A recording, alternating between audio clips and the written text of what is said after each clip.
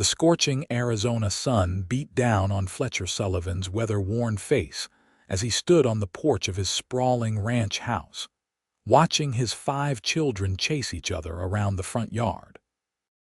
His eldest, 12-year-old Thomas, had just tackled 8-year-old Abigail into a pile of hay, causing her to shriek with laughter, while the younger 3 6-year-old twins Elijah and Emma and 4-year-old Samuel circled around them like wild ponies. Fletcher's heart swelled with pride even as exhaustion settled deep in his bones. It had been 2 years since typhoid fever had taken his wife Sarah, and each day without her felt like riding against the wind. The year was 1878, and Gila Bend, Arizona Territory, was still a rough patch of civilization carved out of the desert. The Southern Pacific Railroad had only recently pushed through, bringing with it a trickle of new settlers, fortune seekers, and the occasional unsavory character. Fletcher's ranch sat 5 miles outside of town, a modest spread of cattle land that had been his dream when he'd brought Sarah west from Illinois 6 years earlier. "Pa, Tommy's being mean again," little Samuel called out, his cherubic face flushed with exertion and righteous indignation. Fletcher sighed and set down his coffee mug. "Thomas, let your sister up and get to your chores. Those cattle won't feed themselves." The morning routine was always chaotic, getting 5 children fed, dressed, and pointed in the right direction required military precision that Fletcher had never quite mastered. Mrs. Wilkins from town came 3 days a week to help with the cooking and mending, but she was getting on in years and couldn't manage the full brunt of childcare. The rest of the time, it was just Fletcher, struggling to be both mother and father while keeping the ranch afloat. "Pa, can I ride out with you today?" Thomas asked, his voice hopeful as he dusted hay from his clothes. Fletcher ruffled his son's sandy hair. "Not today, son. I need you here with the little ones. I'll be back before sundown." The boy's face fell, but he nodded, understanding too well the responsibilities that had been thrust upon him since his mother's passing. Fletcher mounted his horse, a sturdy Palomino named Buck, and set off toward town. The general store had sent word that his ordered supplies had arrived, and he needed to speak with the banker about extending his loan. The ranch was profitable, but barely so, especially with 5 mouths to feed and a house that seemed to need constant repair. The dusty main street of Gila Bend was busy for a Tuesday morning. The Silver Spur Saloon was already doing a brisk business, and the smithy's hammer rang out in a steady rhythm. Fletcher tied Buck outside Thornton's general store and nodded to several familiar faces as he entered the shop. "Morning, Fletcher," called Marcus Thornton from behind the counter. "Got your supplies all packed up and ready to go?" "Much obliged, Marcus," Fletcher replied, moving toward the counter. "Throw in some peppermint sticks for the young ones, would you?" As Marcus tallied the order, the shop door opened, letting in a slice of bright sunlight and a woman Fletcher had never seen before. She was tall for a woman, with honey-colored hair tucked neatly under a sensible bonnet, and she moved with a grace that seemed out of place in the frontier town. What caught Fletcher's attention, though, were her eyes, a clear, determined hazel that took in everything around her with keen intelligence. "Miss Olivers," Marcus greeted her. "Found everything you were looking for?" "Not quite," she replied, her voice carrying a slight Eastern accent. "I was hoping to inquire about employment opportunities. I'm told you might know who's hiring." Marcus scratched his beard thoughtfully. "Well, the hotel's always looking for help, and Doc Peterson mentioned needing someone with steady hands to assist him." Fletcher found himself staring and quickly averted his gaze when the woman, Miss Olivers, glanced his way. Something about her stirred a forgotten feeling in him, one he'd buried alongside Sarah. "Fletcher here might know of something," Marcus said suddenly, causing Fletcher to nearly drop the bag of flour he was holding. His ranch could use a woman's touch, what with all those youngsters running wild. Fletcher felt heat creeping up his neck. "Marcus," he muttered in warning. But Miss Olivers had already turned to face him fully. "You have children, Mr. Sullivan, Fletcher Sullivan," he managed, tipping his hat awkwardly. "5 of them, madam. And no wife, if I recall correctly," Marcus added, earning another glare from Fletcher. Miss Olivers didn't seem put off by this information. Instead, she studied Fletcher with those penetrating eyes. "I'm Hannah Olivers, recently arrived from Boston. I'm quite good with children, Mr. Sullivan, and I'm looking for steady employment."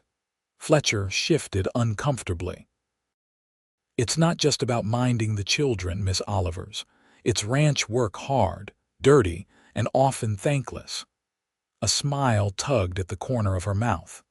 "I'm not afraid of hard work, Mr. Sullivan, and I suspect those children of yours could use a woman's guidance." Something about her direct manner both irritated and intrigued Fletcher. It had been a long time since anyone had presumed to tell him what his children needed. "I'm sure the hotel would be more suitable for a lady such as yourself," he said stiffly. Hannah Olivers raised an eyebrow. "I didn't come west for suitable, Mr. Sullivan. I came for a new beginning." Before Fletcher could respond, Marcus interrupted.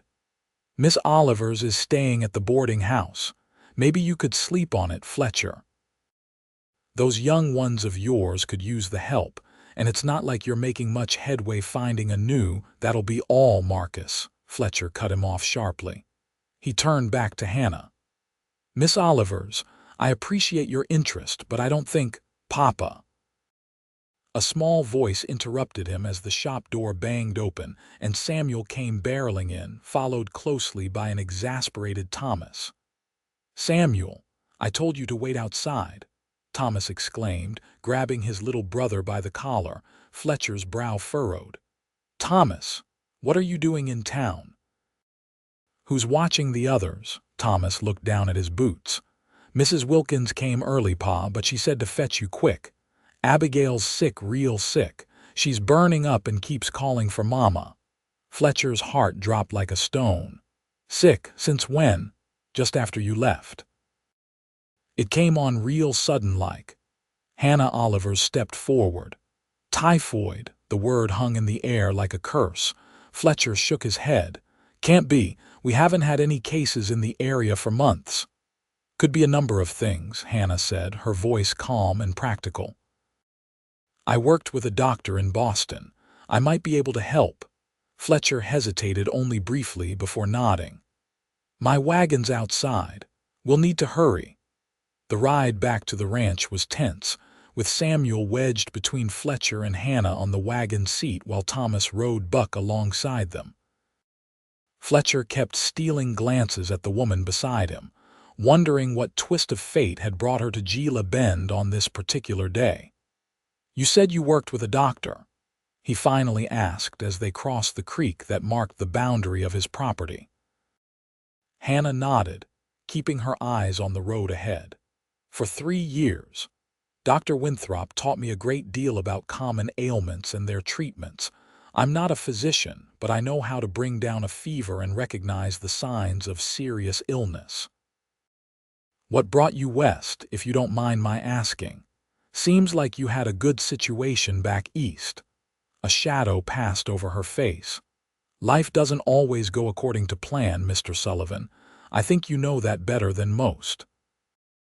The ranch house came into view, a sturdy 2-story structure with a wide front porch. It had been Fletcher and Sarah's pride and joy, built with their own hands and expanded as their family grew. Now, it sometimes felt more like a monument to what he'd lost than a home. Mrs. Wilkins met them at the door, her lined face drawn with worry. "She's upstairs, Fletcher. The fever's not breaking and she's having trouble keeping water down." Hannah was already removing her bonnet and rolling up her sleeves. "Show me to her, please." Fletcher watched as Hannah followed Mrs. Wilkins up the stairs, her confident stride so unlike the hesitant steps of most women when entering a stranger's home. Thomas tugged at his father's sleeve. "Who is she, Pa?" Fletcher shook his head slightly. "Someone who might be able to help your sister." The next few hours were a blur of activity. Hannah sent Thomas to gather fresh willow bark while she prepared cool compresses for Abigail's forehead. She mixed a tea with herbs from her own traveling bag and coaxed the girl to take small sips. By sunset, Abigail's fever had broken, and she was sleeping peacefully. Fletcher stood in the doorway of his daughter's room, watching as Hannah gently tucked the blankets around the sleeping child. The other children had been fed and put to bed with Mrs. Wilkins having departed after Hannah assured her that the worst was past. "Thank you," Fletcher said softly as Hannah joined him in the hallway. "I don't know what we would have done if—" "She'll be fine," Hannah interrupted gently. "It wasn't typhoid, just a summer fever. She needs rest and plenty of fluids, but she should be up and about in a day or two." Relief washed over Fletcher like a cool mountain stream. "I'm indebted to you, Miss Olivers." Hannah looked up at him, those remarkable eyes reflecting the lamplight. "Mr. Sullivan, I meant what I said in town. I'm looking for work, and you clearly need help here." Fletcher ran a hand through his hair, suddenly aware of how disheveled he must look. "It's not a proper arrangement for a single woman, Miss Olivers. People would talk." A hint of a smile played at her lips. "People always talk, Mr. Sullivan. I'm more concerned with what's practical. You have 5 children who need care, a ranch to run, and from what I can see, barely enough time to catch your breath between crises." She wasn't wrong. Every day was a struggle to keep up with everything that needed doing. Mrs. Wilkins helped when she could, but she was limited in what she could manage physically. "I can offer you room and board plus a modest salary," Fletcher heard himself saying. "There's a small bedroom off the kitchen that was meant for a housekeeper. It's yours if you want it." "I do," Hannah replied without hesitation. And just like that, Hannah Olivers entered their lives, bringing with her a breath of fresh air that Fletcher hadn't realized they so desperately needed. The first week was a period of adjustment for everyone. The children, especially Thomas, were wary of this newcomer who seemed to be taking on roles that had belonged to their mother. Fletcher caught his eldest son watching Hannah with suspicion as she organized the pantry and rearranged furniture to make the house more functional. "She's not trying to replace your mother," Fletcher told Thomas one evening as they mended fences on the north pasture. "No one could ever do that." Thomas drove a nail into the post with more force than necessary. "Then, why is she here?" Fletcher sighed. "Because I can't do it all alone anymore, son. Your brothers and sisters need more than I can give them by myself." The boy was silent for a long moment, his young face serious beyond his years. "I miss Ma," he finally said, his voice cracking slightly. Fletcher pulled his son into a rough embrace. "I miss her too, every single day." Back at the house, Hannah was proving herself invaluable. She had established a routine that brought order to the previously chaotic household. The younger children responded well to her firm but kind guidance, and even Abigail, initially standoffish, had begun to seek Hannah's company during her recovery.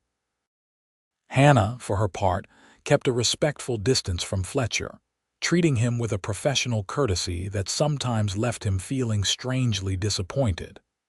She was efficient, capable, and unfailingly polite, but she revealed little about herself or her past.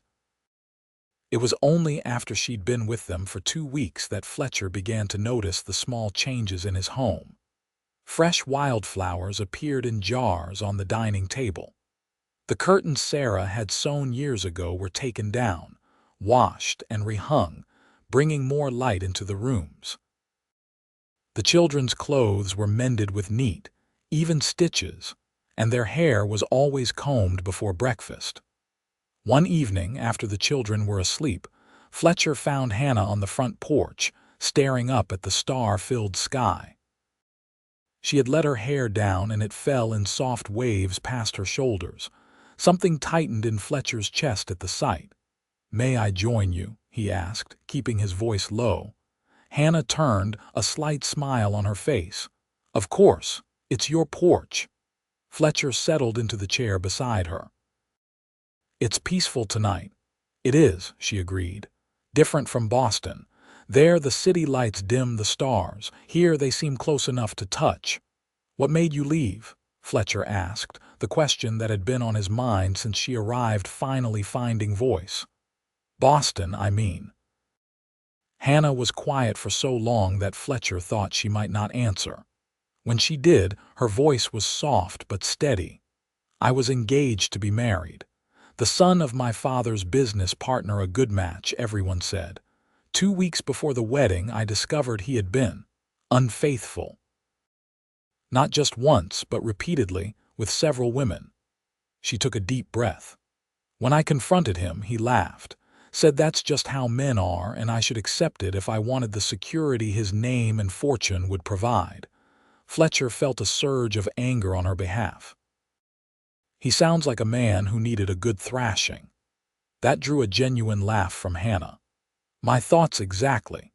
Instead, I broke the engagement, which caused quite the scandal. My father was furious. He'd been counting on the merger with my fiancé's family business. He gave me an ultimatum: reconcile with Edward or be cut off without a penny."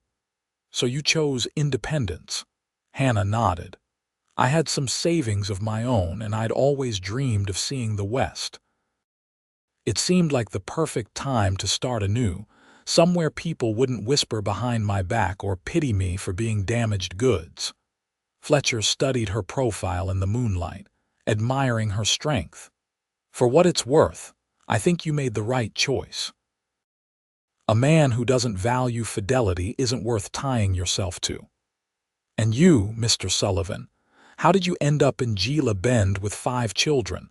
Fletcher leaned back in his chair, memories washing over him. "Sarah and I met in Illinois. I was working her father's farm, and she was the prettiest girl in the county. We married young. She was 18, I was 20. Had Thomas within the year." He smiled at the recollection. "Sarah always wanted a big family, and I couldn't deny her anything. When we heard about land opportunities out west, we packed up everything we owned and came to Arizona." "She must have been quite a woman," Hannah said softly. "She was," Fletcher agreed, his throat tightening. "Strong, kind, with a laugh that could light up the darkest day.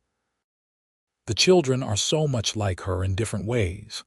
Thomas has her determination, Abigail her gentle heart, the twins her mischievous spirit, and Samuel her curiosity about everything." "And what did they get from their father?" Hannah asked, turning to look at him directly. Fletcher shrugged. "My stubbornness, unfortunately, and maybe my love of this land." "I think they got more than that," Hannah said. "They have your sense of responsibility, your work ethic, and your loyalty. Those are valuable traits, Mr. Sullivan." "Fletcher," he said suddenly, "if you're going to be living under my roof and helping raise my children, you might as well call me Fletcher." A slow smile spread across Hannah's face. "And I'm Hannah. Miss Oliver's makes me feel like I'm still in Boston, about to be scolded by my finishing school teacher."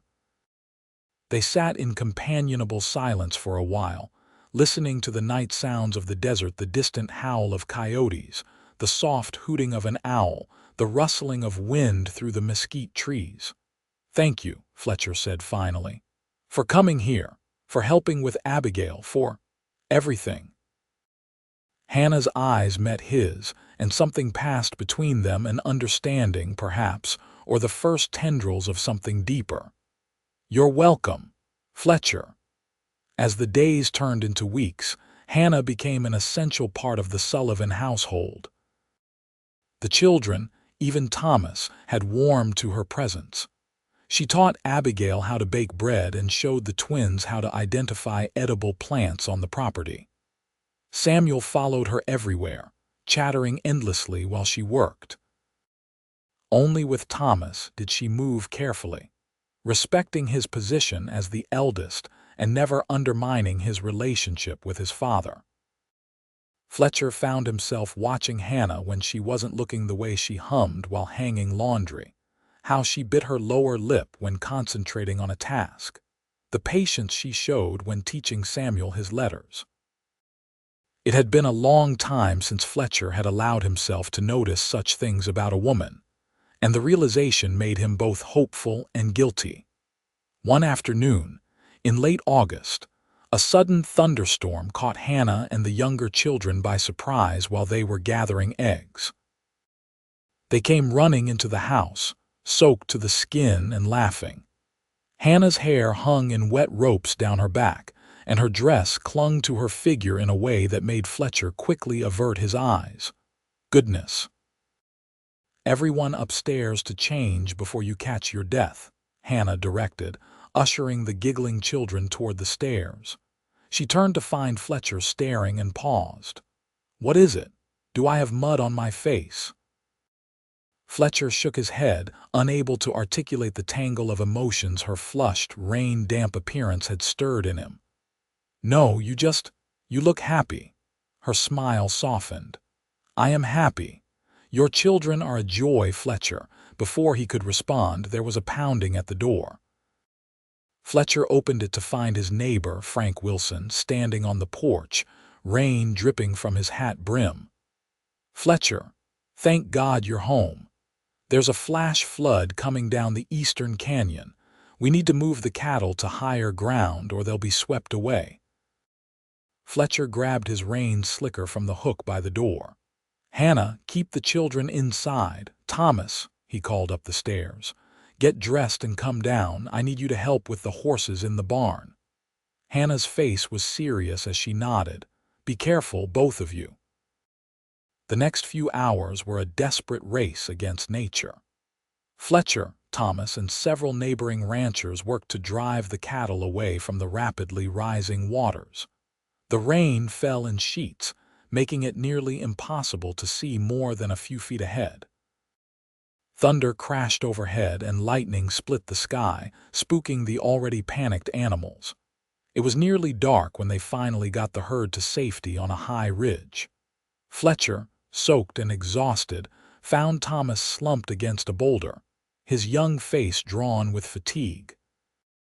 "You did good work today, son," Fletcher told him, pride swelling in his chest. "A man's work." Thomas managed a tired smile. "Do you think Hannah kept the little one safe?" The question surprised Fletcher. It was the first time Thomas had expressed concern about Hannah rather than resentment of her presence. "I'm sure she did. She's got a good head on her shoulders." When they finally made it back to the ranch house, they found the younger children asleep in the main room, nestled in a nest of blankets near the fireplace. Hannah rose from her chair as they entered, relief washing over her face. "Thank God," she breathed, hurrying to help Fletcher out of his sodden coat. "I've been worried sick. The creeks overflowed and I could hear the cattle bellowing from here." "We got them to high ground," Fletcher assured her, suddenly aware of how close she was standing, her hands brushing his shoulders as she helped him remove the wet garment. "The herd's safe." "And you're both half drowned," she scolded gently, turning to help Thomas with his boots. "Into dry clothes, both of you, while I heat up some stew." Later, after Thomas had joined his siblings in slumber and Fletcher, and Hannah sat at the kitchen table with steaming mugs of coffee, Fletcher found himself studying her face in the lamplight. "You handled everything well today," he said. "Most women would have panicked with a flood threatening and 5 children to mind." Hannah smiled faintly. "I'm not most women, Fletcher. Besides, panic doesn't solve problems, it only creates new ones." "No, you certainly aren't like most women I've known," he agreed. Then, almost to himself, he added, "Sarah would have liked you." Hannah's eyes widened slightly at the comparison. "That's quite a compliment coming from you." "It's the truth," Fletcher said simply. She valued practical thinking and kindness above all else. You have both in abundance. A flush crept up Hannah's neck and she looked down at her coffee mug. Thank you. That means a great deal to me. Fletcher reached across the table and, after a moment's hesitation, placed his hand over hers. I'm grateful you're here, Hannah. Not just for the children's sake, but for mine as well. Hannah's fingers twitched beneath his but didn't pull away. I'm glad I found my way here, she said softly, even if it wasn't the path I expected to take. Fletcher was about to respond when Samuel's sleepy voice called from the main room. Hannah, I had a bad dream. Hannah's hand slipped from beneath Fletcher's as she rose. Duty calls, she said with a small smile. Get some rest, Fletcher. Tomorrow will be a long day of assessing the flood damage. Fletcher watched her go, the warmth of her hand lingering on his palm. Something was shifting between them, something tender and fragile that he hardly dared acknowledge even to himself. The flood left considerable damage to the lower pastures, but the ranch house and barn had been spared. Over the next few weeks, Fletcher and Thomas worked alongside neighboring ranchers to repair fences and clear debris from the fields. Hannah kept the household running smoothly, even taking on additional tasks like preserving the late summer harvest from the kitchen garden for the coming winter. As September gave way to October, the desert air grew crisp, and preparations for winter began in earnest. Hannah organized the mending of winter clothes and supervised the children in gathering piñon nuts and late-season berries. Fletcher found himself looking for excuses to be near the house during the day, just to catch glimpses of her working or laughing with his children. One evening, as Hannah sat on the porch steps helping Abigail braid strips of cloth into a rug, Fletcher overheard a conversation that stopped him in his tracks. Miss Hannah, Abigail was saying, her small fingers working clumsily with the fabric, are you going to be our new mama? Fletcher froze just around the corner of the house, out of sight but within earshot. There was a pause before Hannah answered, her voice gentle but careful. That's not why I'm here, Abigail. I'm here to help your father and to take care of you and your brothers and sister. But you do things like Mama used to, the girl persisted. You make the same bread and sing us to sleep. I do those things because I care about you, Hannah explained. Your mama was very special and no one could ever replace her, but that doesn't mean I can't care for you in my own way. I don't remember Mama very much, Abigail admitted, her voice small. Just that she smelled like flowers and had soft hands. Fletcher felt his heart constrict. Abigail had been only 6 when Sarah died young enough that her memories would fade with time, unlike Thomas, who would always carry vivid recollections of his mother. She loved you very much, Hannah said. Your father has told me what a wonderful mother she was. Papa seems happier since you came, Abigail observed. He smiles more. There was another pause, and Fletcher could almost picture Hannah's thoughtful expression. I'm glad to hear that, she finally said. Your father works very hard to take care of all of you. He deserves to smile. Fletcher slipped away before they could discover him eavesdropping, but Abigail's words stayed with him. Was he happier? The constant knot of tension that had resided in his chest since Sarah's death did seem to have loosened. The crushing weight of responsibility felt more manageable with Hannah there to share it. And yes, he supposed he did smile more these days.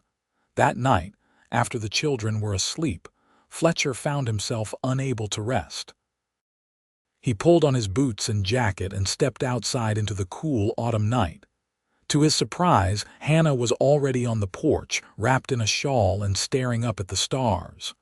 Couldn't sleep, she asked as he joined her. Fletcher shook his head. Too much on my mind. The ranch. Partly, he admitted, but mostly other things. Hannah turned to face him, her expression curious. What sort of other things? Fletcher took a deep breath.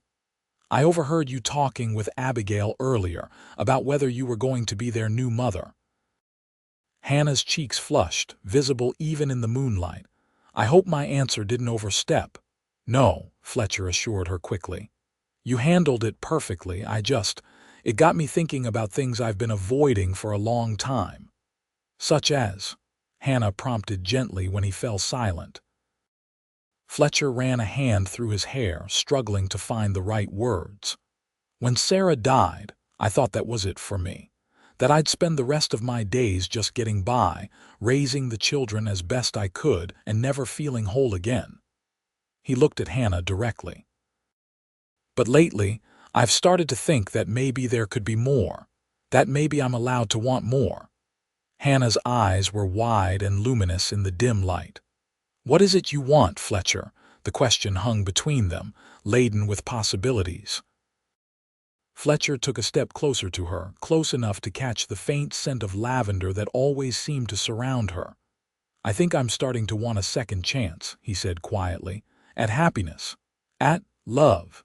Hannah's breath caught audibly. "Fletcher."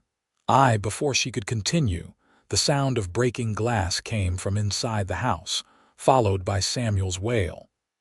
Hannah and Fletcher both moved at once, the moment between them broken by the immediate needs of parenthood. Samuel had knocked over a water pitcher while sleepwalking, a habit he sometimes fell into when overtired. As Hannah helped clean up the mess and Fletcher carried the still half-asleep boy back to bed, the conversation on the porch remained unfinished, its potential hovering in the air between them like an unspoken promise. The next day, Fletcher rode into town to arrange for supplies for the coming winter. As he tied Buck outside the general store, he noticed a group of men gathered around the bulletin board outside the sheriff's office. Curiosity drew him over. "Morning, Sheriff." Fletcher greeted the tall, gray-haired man studying the wanted poster that had drawn the crowd's attention. "Trouble brewing." Sheriff Dawson nodded grimly. "Keep an eye out for these three," he said, tapping the paper. "Barton gang. They've been hitting isolated ranches between here and Tucson. Nasty bunch. They don't just steal. They burn and kill for the pleasure of it." Fletcher studied the crude sketches, three hard-faced men with descriptions that matched dozens of outlaws he'd seen come through the territory. "I'll warn the hands to be vigilant." "Do that," the sheriff advised. "And maybe consider bringing your family into town until we catch wind of them moving on. That ranch of yours is pretty isolated." The thought of uprooting the children from their home didn't sit well with Fletcher, but neither did putting them at risk. "I'll think on it," he promised. When Fletcher returned home, he found Hannah in the kitchen, kneading bread dough with flour dusting her forearms.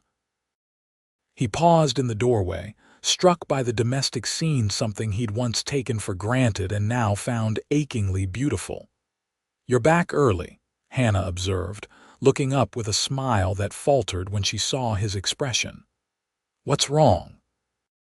Fletcher told her about the Barton gang, watching as concern shadowed her features. "The sheriff suggested bringing everyone to town until the danger passes." Hannah wiped her hands on her apron, considering. The children would hate being cooped up in town, especially with winter coming on. They need space to run and play. "My thoughts exactly," Fletcher agreed, "but I won't risk their safety or yours." "What about extra hands?" Hannah suggested. "Could you hire a couple of men to stay on the property temporarily, just until these outlaws are caught or move on?" It was a practical solution, one that Fletcher had already been considering. "I could ask Frank Wilson if his boys could spare a few nights. They could bunk in the barn, take shifts keeping watch. And we should make sure all the doors and windows are secure," Hannah added. "Perhaps move the children to the inner rooms at night." Fletcher nodded, once again appreciating Hannah's level-headed approach to crisis. "I'll speak to Frank this afternoon." That evening, after arranging for Frank's two eldest sons to help keep watch, Fletcher gathered the children to explain the situation in terms that wouldn't frighten the youngest, but would ensure Thomas and Abigail understood the need for caution. "Does this mean we can't go outside?" Emma asked, her lower lip quivering. "Not at all," Hannah answered before Fletcher could. "It just means we need to stay close to the house and always tell your father or me where you're going." "Like a game," Samuel suggested, perking up. Hannah smiled. "Yes, like a game of being extra careful." The children seemed satisfied with this explanation, especially when Fletcher mentioned that they'd have guests staying in the barn for a while. The Wilson boys were popular with his brood. Later, as Fletcher checked the locks on the windows and doors, he found Hannah in the pantry, taking inventory of their supplies. "The children took that well," he remarked. Hannah nodded. "Children are resilient. They take their cues from the adults around them. If we're calm, they'll feel safe." "You have a way with them," Fletcher said, leaning against the doorframe. "They trust you, even Thomas?" Hannah asked with a slight smile. "Especially Thomas. He asked me yesterday if you'd taught me to make your apple cobbler yet, since it's his favorite." Hannah laughed softly. "I'll have to show you both. It's not complicated, just requires patience." "Something I'm not known for," Fletcher admitted. "I don't know about that," Hannah countered. "I think raising 5 children on your own required tremendous patience." "And a fair amount of desperation," Fletcher added wryly. Hannah's expression grew serious. "You've done admirably, Fletcher. Your children are kind, well-mannered, and clearly adore you. Sarah would be proud of the job you've done." The mention of Sarah no longer brought the sharp pang it once had. Instead, Fletcher felt a gentle warmth at the thought of his late wife. "I like to think so," he said quietly. "But having you here has made a world of difference. The house feels like a home again." Hannah's eyes softened. "I'm glad. It's become home for me too, in a way I never expected." Fletcher took a step into the pantry, closing the distance between them. "Hannah, about last night, Papa, Hannah," Thomas's voice called from the front of the house. "The Wilson boys are here."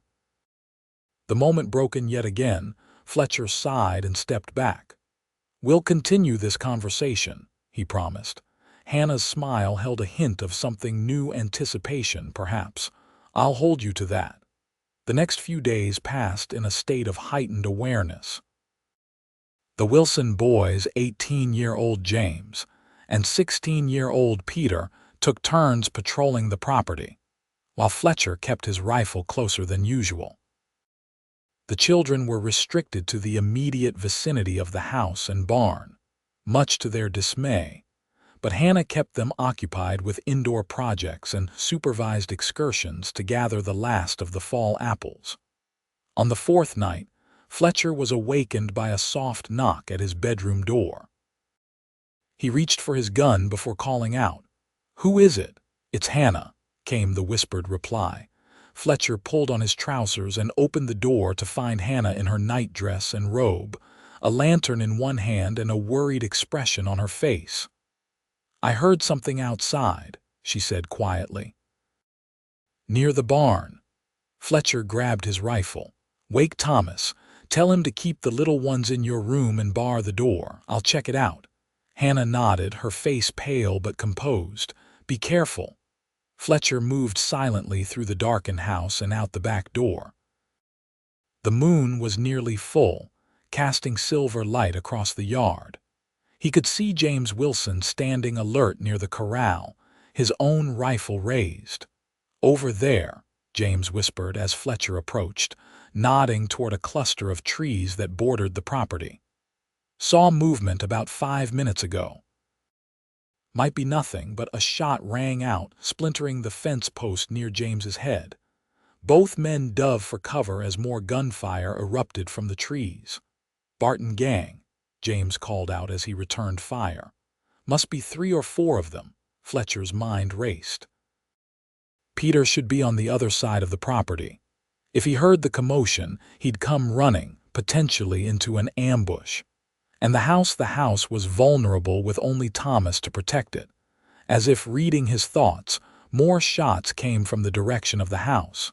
Fletcher's heart froze. Hannah and the children were in there. "Cover me," he shouted to James. "I need to get to the house." James laid down suppressing fire as Fletcher sprinted across the open yard, bullets kicking up dust at his heels. He reached the back porch and crashed through the door, expecting the worst. Instead, he found Hannah at the kitchen window, Sarah's old shotgun in her hands, methodically firing at the shadows moving toward the house. "The children," Fletcher gasped. "Safe in the root cellar with Thomas," Hannah replied without taking her eyes from the window. These men picked the wrong ranch to raid. Relief and admiration surged through Fletcher. "I need to help James. He's pinned down by the corral." Hannah nodded. "Go, I've got this side covered." Fletcher hesitated only a moment before squeezing her shoulder. "Be careful." The firefight lasted less than 15 minutes but felt like hours. Peter Wilson arrived with reinforcements, his father and 2 ranch hands who had been staying at the Wilson place. Caught in a crossfire, the Barton gang retreated into the darkness, leaving 1 man dead in Fletcher's front yard. By dawn, Sheriff Dawson and a posse had arrived, having heard the gunfire from a nearby ranch. They found evidence that at least 1 other gang member had been wounded. "They won't be back," the sheriff assured Fletcher as his men loaded the dead outlaw onto a wagon. "Barton doesn't risk his neck when there are easier targets. You've got yourself a reputation now." Fletcher looked toward the house, where Hannah stood on the porch with Samuel in her arms, the other children clustered around her. They were safe, thanks in no small part to her quick thinking and steady nerves. "Are you all right?" Fletcher asked Hannah as the sheriff's posse departed. Hannah nodded, though her face was drawn with fatigue. "Just tired, and grateful everyone is safe." "You were magnificent," Fletcher told her, his voice low and intense. "I've known hardened cowboys who would have faltered, but you protected my children like they were your own." Something flickered in Hannah's eyes, uncertainty, hope, longing too complex to name. "They feel like my own," she admitted softly. "All of them. I never thought I'd have a family after what happened in Boston, but being here with them, with you, it's like finding a piece of myself I didn't know was missing." The children had drifted back inside, leaving them alone on the porch. Fletcher reached out and took Hannah's hand in his. "Stay," he said simply. "Not as our housekeeper, not as someone we pay to care for us. Stay because you want to, because we want you to, because he paused, gathering his courage, because I'm falling in love with you, Hannah Olivers." Hannah's eyes widened, and for a terrible moment, Fletcher feared he had misread everything. Then her free hand came up to touch his face, her fingers gentle against his cheek. "I think I started falling in love with you that first day in the general store," she confessed, a tremulous smile lighting her face. "With your flour-dusted coat and worried eyes. And I've fallen more in love every day since, with you, with your children, with this wild, beautiful life you've built." Fletcher pulled her close, his heart hammering against his ribs. "I never thought I'd feel this way again," he murmured against her hair. "Neither did I," Hannah whispered back. "But here we are." The sound of small feet pattering across the porch boards made them step apart. Samuel stood watching them, his head tilted in curiosity. "Papa, are you kissing Hannah?"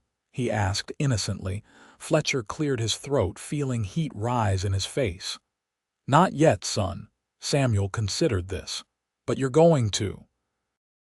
Hannah stifled a laugh as Fletcher crouched to his youngest son's level. "Would it be all right with you if I did?" Samuel nodded enthusiastically. "Does that mean Hannah's staying forever?"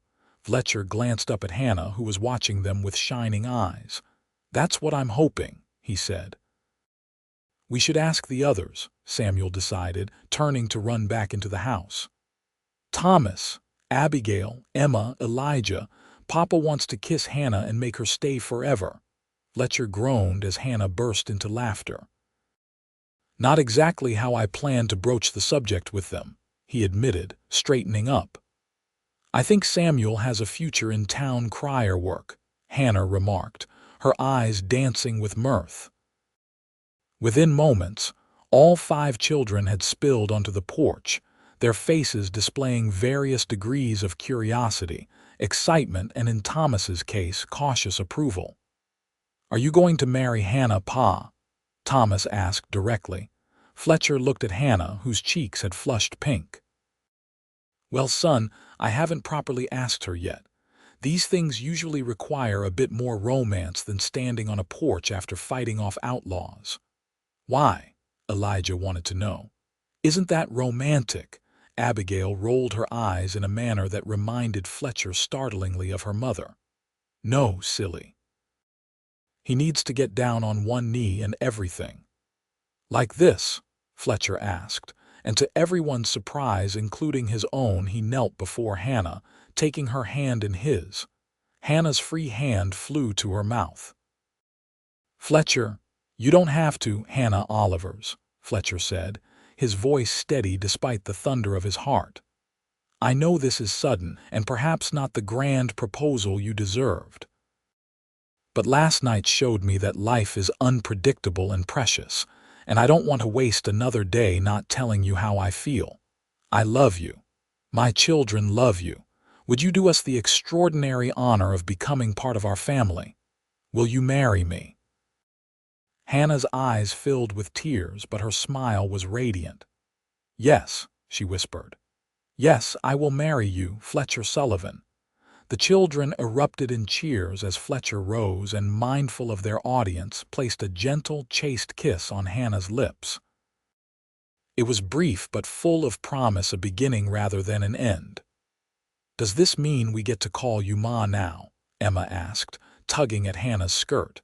Hannah knelt down, gathering the twins into her arms. "Only if you want to, and only when you're ready. I would never try to replace your mother. But I would be honored to be your Ma in my own way. We make a family, Cowboy," Hannah said softly to Fletcher, her eyes meeting his over the children's heads. "All of us together." Fletcher felt something settle in his soul, a peace he had thought lost forever. "Yes," he agreed, his voice thick with emotion. "We do." The wedding took place 6 weeks later, on a crisp December day with the desert landscape gilded by winter sunlight. The entire town of Gila Bend turned out for the occasion, the ceremony held in the small church, and the celebration spilling out into the street afterwards. Fletcher's children played a prominent role. Thomas stood as his father's best man. Abigail and Emma scattered wildflower petals, and the younger boys carried the rings on a small pillow sewn by Mrs. Wilkins. Hannah wore a simple gown of ivory silk that she and Abigail had worked on in secret, and her honey-colored hair was adorned with desert blooms. As she walked down the aisle toward Fletcher, his breath caught in his throat at the sight of her, no longer just the capable woman who had brought order to his chaotic household, but the partner who would share his life, his dreams, his future. "You look beautiful," he whispered as she reached his side. "And you look very handsome," she returned, a hint of mischief in her eyes. "For a cowboy." The minister's words washed over them promises of faithfulness, love, and commitment that they had already begun to live out in the months since Hannah's arrival. When it came time for the vows, Fletcher spoke from his heart. "Hannah, you came into our lives when we needed you most, though we didn't know it yet. You brought light back into our home and joy back into our days. I promise to cherish you, to respect you, to stand beside you through whatever life brings. I promise to be the husband you deserve and to love you more each day than the day before." Hannah's eyes shimmered with tears as she responded, "Fletcher, you and your children have given me the greatest gift, a family to call my own. I promise to walk with you through all of life's seasons, to honor your past while building our future, to love your children as my own, and to be your faithful partner for all our days." As they exchanged rings and were pronounced husband and wife, Fletcher felt a sense of rightness settle over him.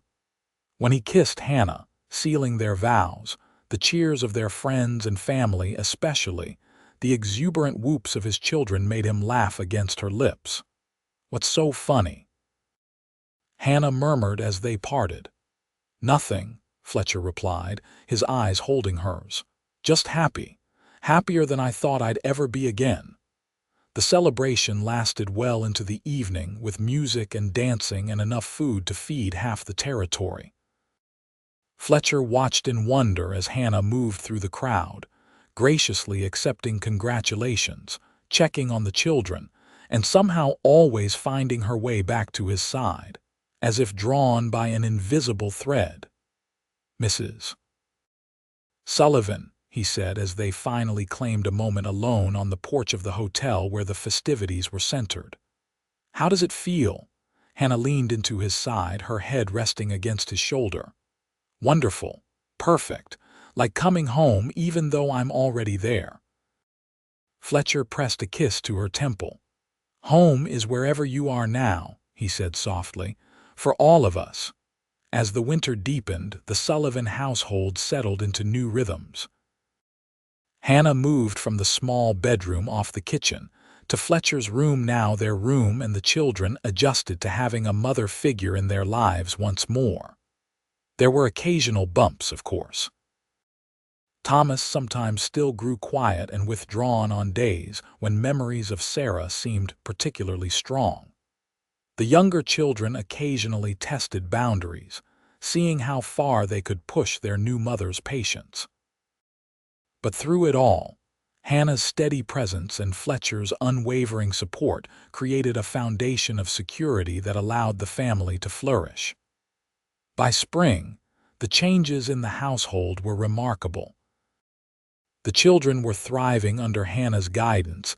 Even Thomas had begun to seek her advice on matters he once would have kept to himself. The house itself seemed transformed.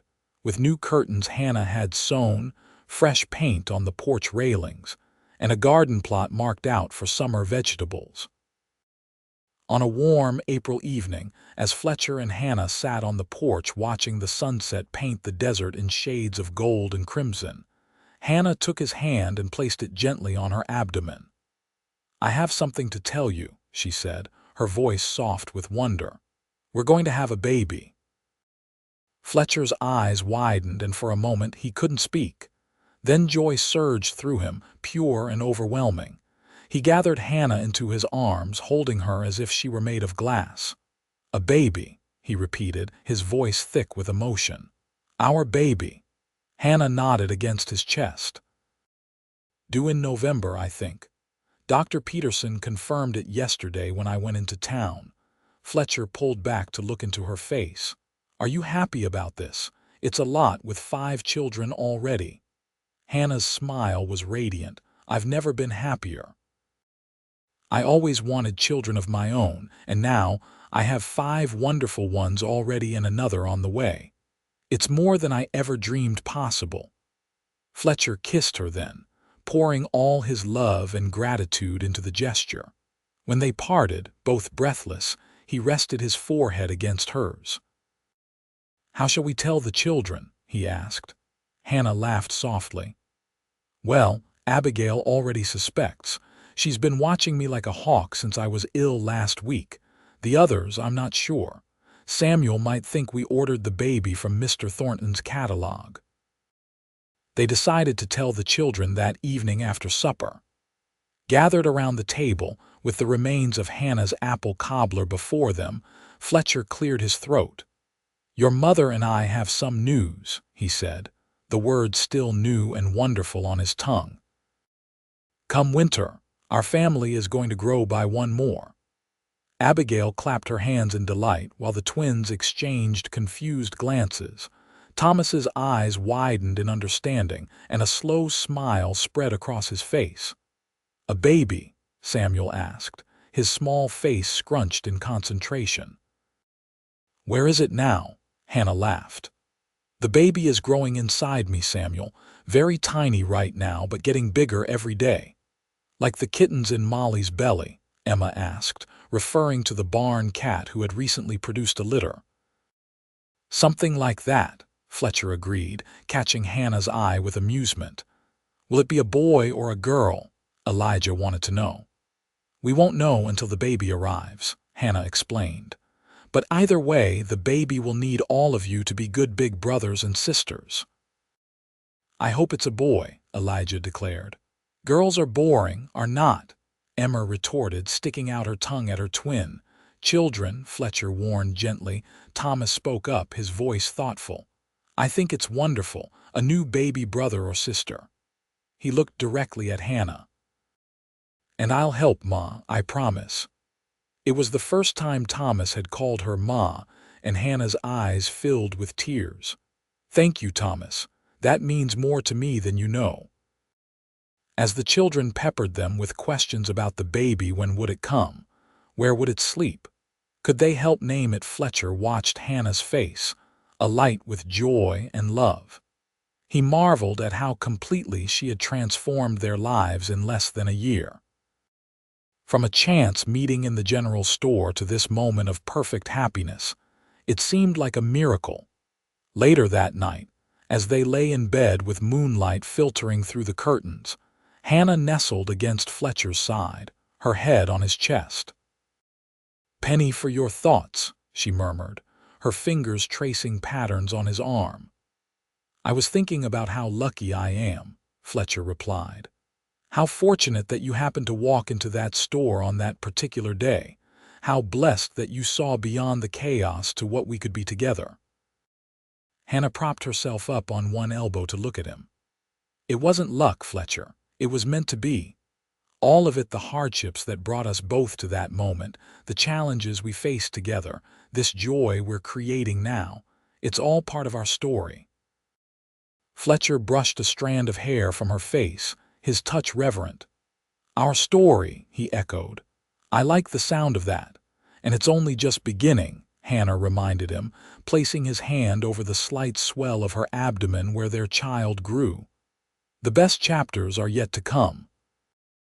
As summer blazed across the Arizona territory, Hannah's pregnancy progressed, bringing with it both joy and challenges.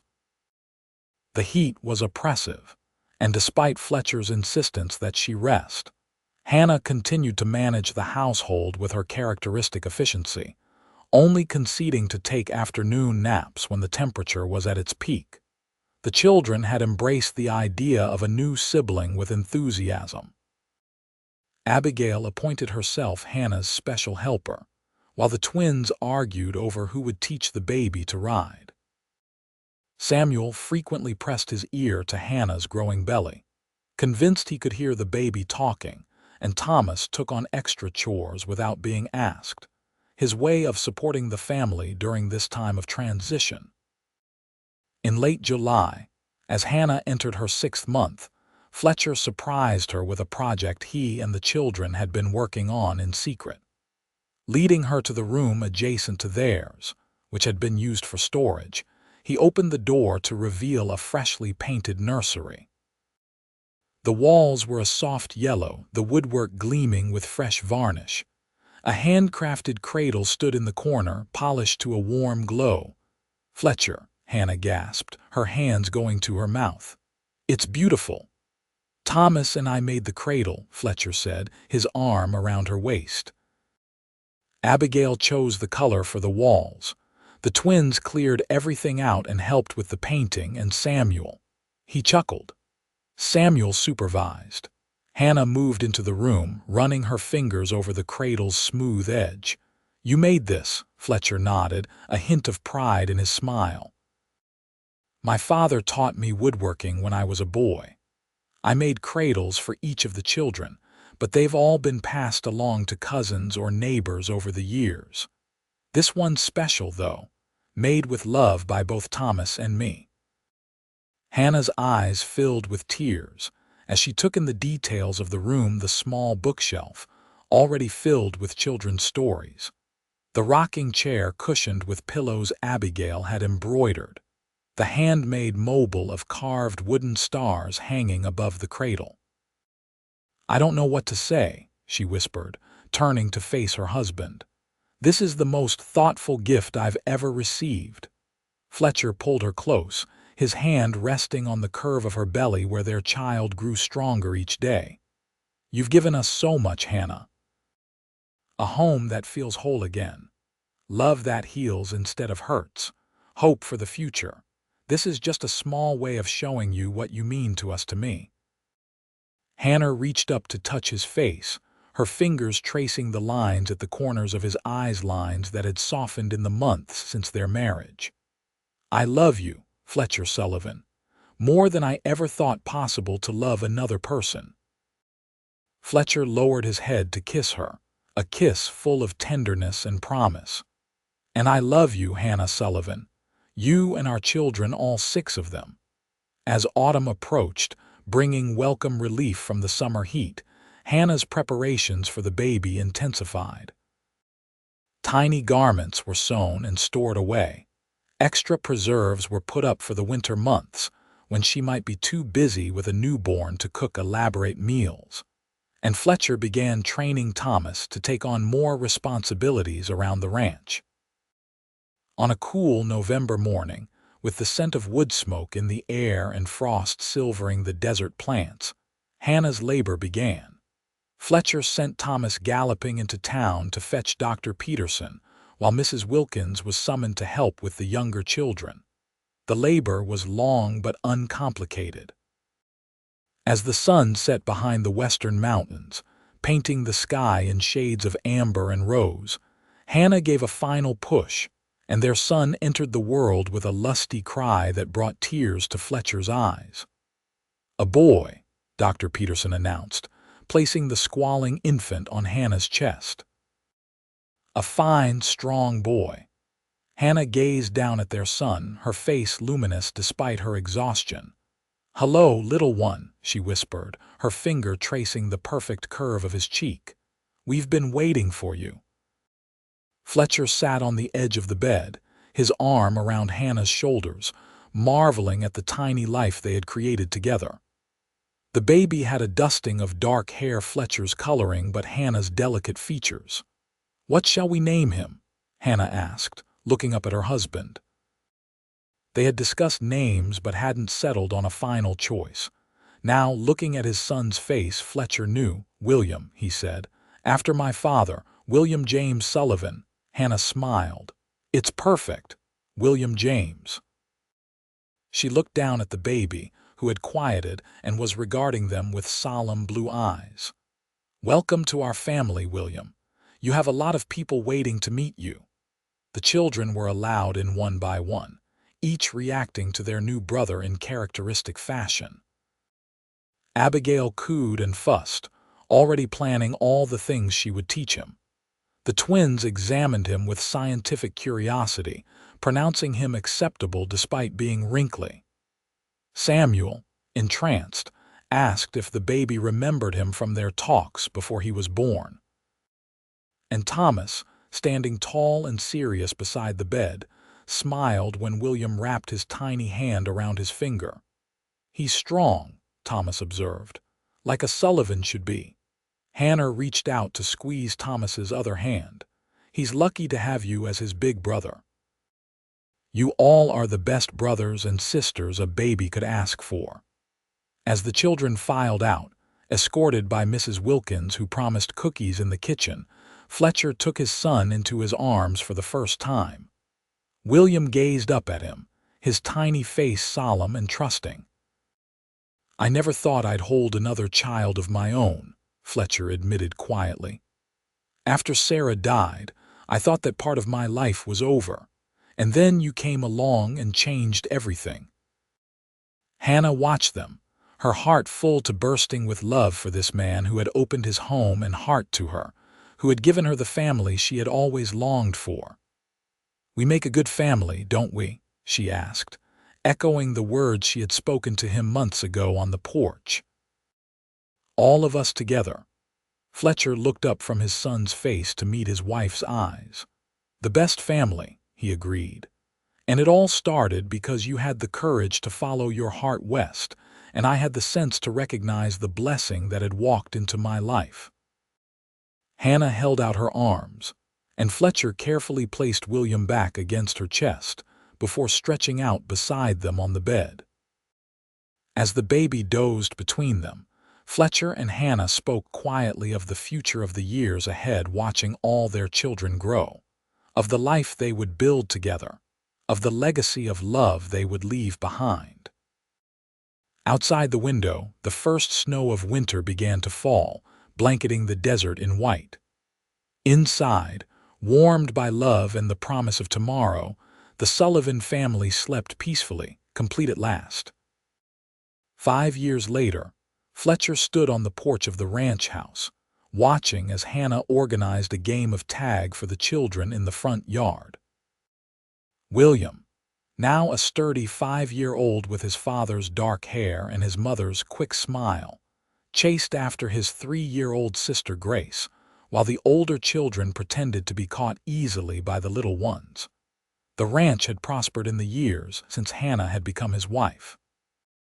With her excellent head for business and Fletcher's knowledge of cattle, they had expanded their holdings and built a reputation for quality that brought buyers from as far away as California. The house had grown too, with a new wing added to accommodate their expanding family and the frequent visitors who found their way to the Sullivan Ranch. Thomas, now 17, was preparing to attend the university in Tucson, his mind set on becoming a veterinarian. Abigail, at 13, was already showing signs of becoming a beauty, with her mother Sarah's gentle features and Hannah's practical nature. The twins, 11 now, were inseparable as always, though their interests had diverged. Elijah toward ranching, Emma toward books and learning. 9-year-old Samuel remained the dreamer of the family, his head always filled with stories he'd read or invented. And then there were the 2 youngest, William and Grace, Hannah and Fletcher's contribution to the brood. They had their father's dark coloring, but their mother's quick intelligence and determined spirits. William had been born during that first winter of their marriage, and Grace had followed 2 years later, completing their family in a way that felt both miraculous and inevitable. As Fletcher watched Hannah laugh and spin Grace in a circle, her skirts billowing around her, he marveled at how thoroughly she had transformed his life. The grief that had once threatened to consume him had receded to a gentle memory, a part of who he was, but no longer defining his every moment. In its place had grown a deep and abiding love for the woman who had stepped into his chaotic life and created order from it, not by erasing what had come before, but by honoring it and building upon it. Hannah caught him watching and smiled, that same smile that had first captured his attention in Thornton's general store nearly 6 years earlier. She said something to Abigail, who nodded and gathered the younger children to continue the game, then made her way up the porch steps to join Fletcher. "Penny for your thoughts, Cowboy," she said, slipping her arm through his. Fletcher pulled her close, pressing a kiss to her temple. "Just thinking about how lucky I am, how complete our family is." Hannah leaned into him, her head resting against his shoulder. "Do you remember that day when I first came to the ranch? When Abigail was sick?" "Of course," Fletcher replied. "You saved her and probably the rest of us too in one way or another." "I was so nervous," Hannah confessed. "Afraid I wouldn't measure up, that the children would resent me, that you would find my forwardness improper." Fletcher chuckled. "Your forwardness was exactly what we needed, what I needed. Someone brave enough to walk into the chaos and say, 'I can help with this.'" Hannah smiled at the memory. "And when those outlaws came and we fought them off together, I knew this was where I belonged, that we were meant to be a family." "We make a family, Cowboy," Fletcher quoted, recalling her words from that night on the porch after the gunfight. Truer words were never spoken. Hannah turned in his arms to face him, her hazel eyes as clear and beautiful as the day they'd met. "Happy anniversary, my love. 5 years today since we stood in that church and promised forever." Fletcher kissed her softly, still marveling that this remarkable woman had chosen him, had embraced his children as her own, had built this life with him stone by stone, day by day. "Best decision I ever made," he murmured against her lips. "Marrying you, making you the mother of my children, building this life together." "And we're just getting started," Hannah reminded him, her eyes sparkling with the same adventurous spirit that had brought her west all those years ago. "There's so much more ahead for us, Fletcher. So many more memories to make, so many more challenges to face together." From the yard came the sound of children's laughter, the timeless music of family and home. Fletcher held his wife close, his heart full to overflowing with gratitude for this second chance at happiness, this life that had surpassed his wildest dreams. "I can't wait," he said simply, "as long as I'm facing it with you." Hannah's smile was as bright as the Arizona sun. "Always with me," she promised, "for all our days to come." And as they stood there on the porch of the home they'd built together, surrounded by the family they'd created, some by birth, some by choice, all by love, Fletcher knew with absolute certainty that no man had ever been more blessed than he. A once-broken cowboy whose house full of children had found the mother they needed in a brave young woman from Boston who had seen not what was broken, but what could be whole.